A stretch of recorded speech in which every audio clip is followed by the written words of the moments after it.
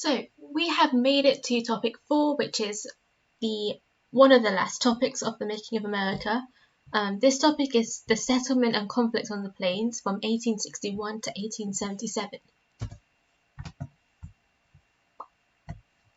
Again, here's your key. Second order concepts are in this video. There's quite a few of them.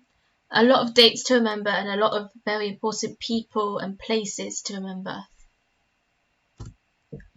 So the first subtopic is the causes and nature of the white American exploitation on the plains, consisting of the railroads, ranches, and cow towns. So there was a new transcontinental railroad built, and this united the eastern and western states of America. It was approved by Abraham Lincoln in 1862 under the Pacific Railroad Act. It promised money and land to the companies if they could connect the country together. The two important companies that you have to remember are the Union Pacific. They started from the east and built into the west, and the Central Pacific. They started from the west and built into the east, and both companies met at Promontory Point, which is a place in America where the railroad connected. And this was completed in 1869.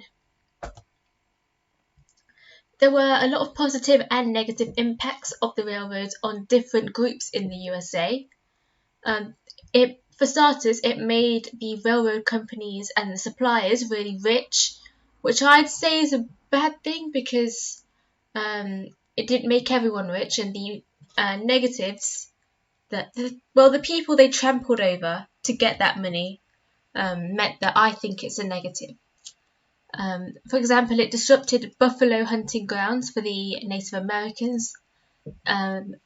12,000 Chinese immigrants were forced to build it. They were exploited. There were a lot of protests. Basically, slavery. They were paid very, very little. There was a period of time where they weren't paid anything. They were forced to starve for weeks out of protest. But eventually they had to start working again because they would have died without that money. The new towns that were built along this railroad were quite violent and unruly. However, it became more orderly throughout time, which is a diversity in the time period, and that's a positive. The cattle industry, so the cow industry, grew quite a lot because of the railroads, and that's because of the grass on the plains. However, this brought about a lot of conflicts. So in the American Southwest, there were a lot of Texas Longhorns, which were a type of horse. And after the Civil War, the soldiers returned to their land in the American Southwest to find that their cattle ranches had grown astronomically. People then realised that they could make money from moving cattle to the railroads across the plains and sell it as beef to cities and to Indian agents. The name that was given to taking cattle over from the plains to the railroads was called the long drive. However, a consequence of this newfound way of making money meant that Indian hunting grounds were disrupted quite a lot. So the cow towns were located on railroad lines. These were places where cattle were bought and sold. Cowboys rested and gambled in cow towns in these saloons, which we talked about in the first video. They're like pubs for cowboys. They were really violent places. A lot of harsh, brutal, violent stuff going on. But however, after 1870, many towns had laws and had sheriffs, so order was beginning to seep into these cow towns. So the next subtopic are homesteaders, living and farming on the plains. So there were a mixture of push and pull factors surrounding the move to the plains, and homesteaders were basically a group of white American settlers who decided to move their life onto the plains. So after the Native Americans had already done so. So a pull factor was, in 1862, the government passed something called the Homestead Act, and that granted 160 acres of free land for 5 years. Also, cheap land could be bought and ex-slaves could buy this land. There was also new technology to help them survive on the plains. For example, the invention of the wind pump meant that water could be extracted easily. And on a side note, there was also some advertisement saying that you could have more freedom, more agency, because you wouldn't have to pay taxes. That's another thing. People found it appealing that they were just fending for themselves, so quite self-sufficient on the plains. They didn't want to be responsible for anyone else. They didn't really want that communal feeling of just sharing money, giving money to people who you don't want to give money to, basically. A push factor away from the land they were already living in. A push factor away from the plains was a long way from towns. So that meant that supplies were really hard to get. There were not many trees, so houses were made of mud, which in the winter was just a disaster waiting to happen. The houses were quite small, the winters were cold, and because of the lack of wood, there was not much heating. Diseases like cholera spread throughout the water as well. So that were one of the negative impacts, one of the push factors away from the plains. The plains were a hostile and difficult environment to farm in, which is very important. It was very open, so that meant that harsh winds could destroy crops. There was extreme heat and extreme cold, so crops couldn't grow to their full potential. Ploughing land was very difficult because land had never been ploughed before. It was quite hard, the crust. The annoying thing was that a single buffalo stampede could just trample over the crops and ruin them in about 10 seconds. And that destroyed a whole year's worth of crops. Meaning, suppliers of crops to cities were running out of money, people were starving, and it was just not very nice. However, the homesteaders found ways to survive but also thrive on the plains, so also make a good living out of the plains. So, for starters, to survive on the plains, they used earth instead of wood for houses, which was easier to build with and was cheaper. The farmers also worked together to build churches and schools because they knew being completely independent was going to get them nowhere. A way they thrived on the plains was inventing new technology like wind pumps to get clean water. They also learned dry farming techniques which required less water to grow, so crops like rye and wheat, they didn't need that much water. That was a way they had to survive. They had to adapt to that diet. A way they thrived was in 1873, barbed wire fencing was invented. And this was a game changer because it was really cheap and it enclosed the crops. So stampedes wouldn't ruin a whole year's worth of crops. There'd be less tension because farmers would know exactly whose land was whose, and you could section off land quite easily. A way they survived was by sharing crops. If one family was struggling, not all hope was lost. There was a sense of community that they had made in the plains. Children were also kept busy by collecting buffalo chips, which were dried buffalo feces. They burned this to use as heating. So instead of wood, which they couldn't get, they used buffalo chips.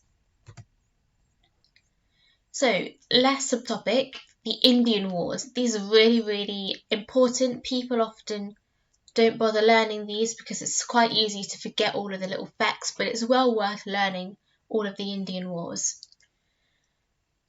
So, with the increasing tensions between white settlers and Indians from the homesteaders, the railroads, everything disrupting the Indian hunting grounds, this led to new reservation policies. So in the 1860s, the plains were looking like a permanent settlement for white people. But hang on a minute, the plains are also at the homeland of the Sioux. And now you've got cowboys making cow towns on the plains and moving their stampede of cows over Indian hunting grounds, over the crops of the homesteaders. So you've got this three-way hate triangle, meaning there's loads and loads of conflict. As I've just said, the Transcontinental Railway disrupted Indian hunting grounds on the plains. The Pikes Peak Gold Rush, which we saw in a previous video, meant that there was conflicts over land and resources between white settlers in their little groups, but also between white people and Indians because it was disrupting their hunting grounds. So all of these 3 points were factors which led to a policy by the government. So this was a consequence of all that. This should be highlighted in red really, but I forgot. So this policy was about moving Indians to reservations, which were just a plot of land, small land, governed by the government, no agency from the Indians. They were just stored here, just so they could make way for white settlement. So shifting the Indians from their homelands, just brushing them, sweeping them to the corner, storing them there, so white settlement could be made. And of course, the Indians weren't going to take this, so the Indian tribes refused. So the Indians fought as a protest against government policy.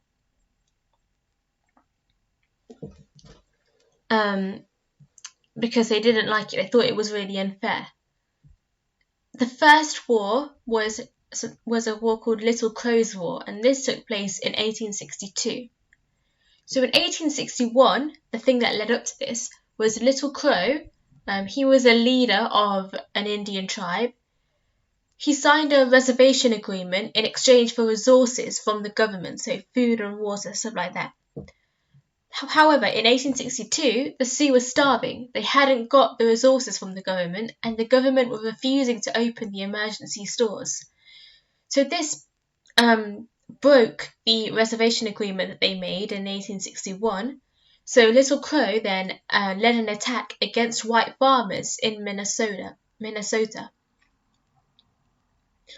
The white soldiers then killed Little Crow, and because they had no leader, in December the Santee Sioux, which were the Sioux that Little Crow was the leader of, were publicly hanged. And the remaining Sioux were forced to move to Dakota in Indian reservations. So this Little Crow's War was a war because the government refused to give resources to the Santee Sioux, and they fought back. So the next Indian War is Red Cloud's War. This was ranging from 1865 to 1868. In 1851, the Sioux signed a treaty where the US had to respect their lands, so kind of like the Fort Laramie Treaty. In 1862, gold, that magic word gold, was discovered on the Sioux lands. And Americans, they love their money, they love their gold, they'll do anything to get it. So they went along the Bozeman Trail to get to this gold. The Bozeman Trail is just a path that they took to get to the gold. A consequence of this was that Red Cloud led an attack against the miners because they had broken that 1851 agreement. There was a war from 1866 to 1868, and the government were actually defeated in this war. And they were forced to sign another Fort Laramie Treaty in 1868. So, just an exam tip for you that I've just thought of now. If you were talking about the Fort Laramie Treaty in 1851, you could say that it was quite limited because later the Red Cloud's War was a product of the white Americans breaking this treaty. So that's a nice way you can fit in your diversity, your limitations, and also the consequence of the actual war, which is coincidentally another Fort Laramie Treaty. And that's just a nice little thing to write in your essay. So the last war is called the Great Sioux War, and this is the most important one. If you remember any war, remember this one. That was from 1876 to 1877. So the Black Hills was a holy land of the Sioux. But gold was discovered on the Black Hills, and I'm sure you can see where this is going. The government tried to buy this land, but the Sioux refused. They had already been promised the Black Hills. There was already a treaty that said that white Americans could not mine on the holy lands of the Sioux. So the government were trying to weasel their way into it, first by attempting to be professional about it, by trying to buy the land. But when the Sioux refused, they couldn't take it anymore. They ordered the Sioux to return to the reservations by January 1876 so that they could get this gold, get this coin. But Sitting Bull was not having this. Sitting Bull was a leader of the Sioux. He led a band which had not returned to their reservations, and they had stayed in the Black Hills. There was this stupid man called General Custer, quite ignorant, quite arrogant, thought he could defeat the Sioux with his own two hands. In 1876, he found Sitting Bull's camps with his Indian army, and Custer attacked them, but was outnumbered and he lost within minutes. It was really embarrassing for the US. However, the US Army kept chasing the Sioux, trying to kill their leader, trying to take their land, and they also stopped the rations to the reservations of the other Sioux who had gone to their reservations in January. Eventually, the Sioux were forced to sell their lands because of the rations that had stopped. So really, throughout all three wars, the Indians had no agency because they were already on reservations, and the government had the power to just strip the rations away from them at any point. So this was the last major conflict, and it did have a lasting impact on the Sioux in a bad way, because no matter how hard they could have fought, the Americans, the white Americans, always had this advantage over them. And that's the end of topic 4. If I were you, I'd just concentrate on the Indian Wars. I think those are the most important, and they've not actually come up in the exams in a long while. So I have a feeling that they might make an appearance. So these 4 slides, make sure they get in your head. And tomorrow we'll upload the last Making of America topic, which I have forgotten the name of. So we'll see you then.